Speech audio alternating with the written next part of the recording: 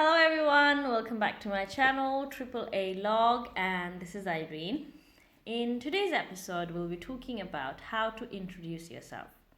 Now, we are often asked to introduce ourselves in our job interviews, in visa interviews, in events or English classes. It's the idea itself, the idea of introducing yourself itself is very scary, and if you have to introduce yourself in front of a large crowd, that idea is intimidating, even for someone like me. But if you prepare yourself, if you write down your introduction step by step and practice it by heart, then it becomes a lot more easier and it sounds neat, clean, and much more sophisticated. So today in this video, we'll be talking about how you can prepare your introduction and how you can present it to look more sophisticated and professional. So the first thing whenever you're giving an introductory speech is greeting. It's very basic and very important. You should always start your introduction with a greeting. Now, there are two ways to do that: formal and informal, depending on what type of place you're introducing yourself into. If you are in a job interview, visa interview, or in an official event, you should always go for the formal way. If it's amongst your family, amongst friends, obviously it's informal way.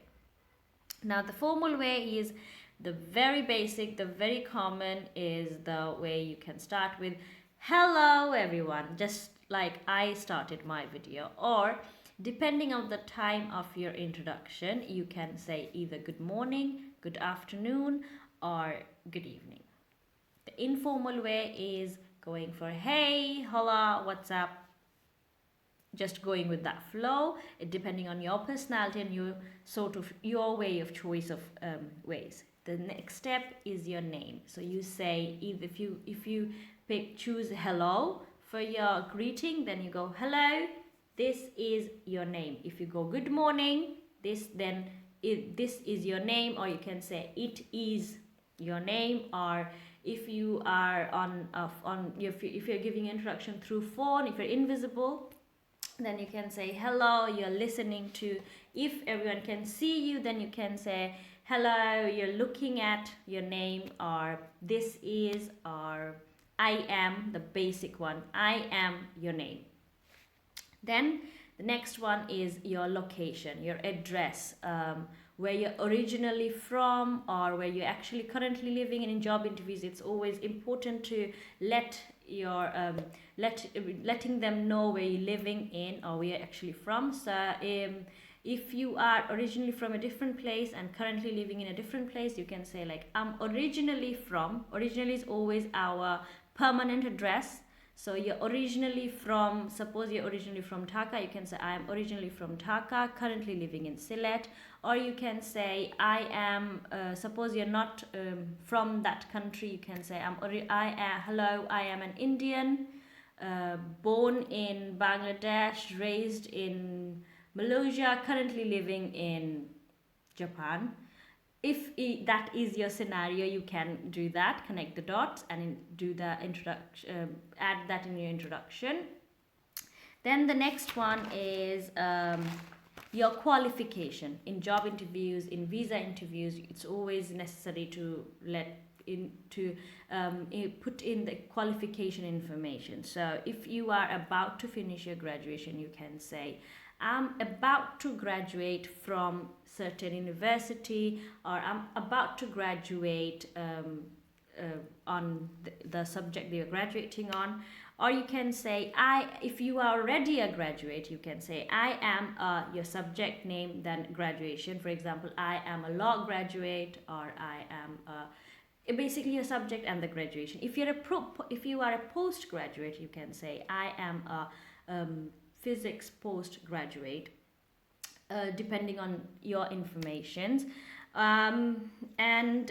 If you have any job experience, so first if you have a job experience and you want to add that to your introduction, first you need to, if you are already currently in work, you need to mention that. If you're currently in an occupation, you need to mention your position and your company. Now, whenever you're mentioning that, do not say I am working in.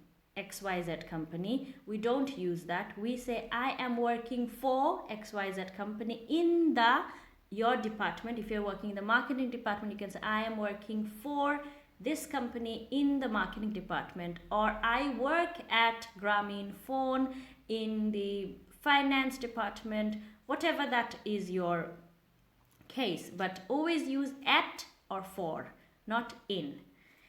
Then you can add your experience, like I have 5 years of sales experience, or I've been in sales for last 5 years, or you can say I've been a teacher for this years, whatever your occupation, and then your number of years. In some introduction, we need to mention about our family. In most formal interviews, we do not need to do that. But sometimes if you're asked, you can add that. And if you're comfortable with it, you can add about information about your family. You can say, now, what mistake people does whenever they're mentioning their family is they go like, oh, I have a very large family, or I have a very small family of mother, father, brother, sister. Don't do that. No one wants to know names and members of your family. Just go like, if you are a family of 4, that means your mother, father, you and your brother or your sister, you can say we are a family of 4. If you have 5 siblings, you can say I am one of the 4 siblings. Keep it short. You don't need to mention how many brother and sister you have. So these are the ways you can mention about your family. If you're the only child, you can say I am the only child. Then your age.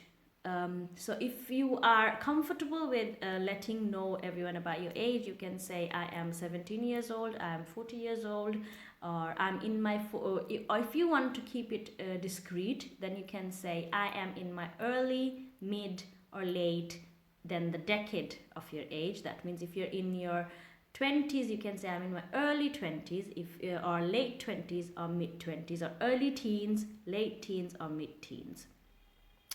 Now, it's always nice to end your introduction with a fun fact about yourself, because obviously, as you right now might be feeling a little bit bored watching my video for this long, introduction also sometimes gets boring because there's so much information to take in. So it's always nice to end your information with a fun fact about yourself. Now, that can be an achievement that you have, like an achievement, an interesting fact about yourself, like an extraordinary experience that you had, a weird like or dislike. Like if it's an achievement, you can say like I have a record of holding my breath underwater for this many minutes. Or if you had any extraordinary experience, like I went for skydiving last year, and you describe that experience. Or you can say if you have a weird like or dislike, like I am a big fan of lizard, if you want to. That's just an example. And it's always also nice to add about your hobby. Like you can say I'm a big fan of cricket, or I love sports. I am a regular runner. If you are like very athletic, you can say I'm a regular runner. Stuff like that. So it's always nice to end with your hobby or with your fun fact.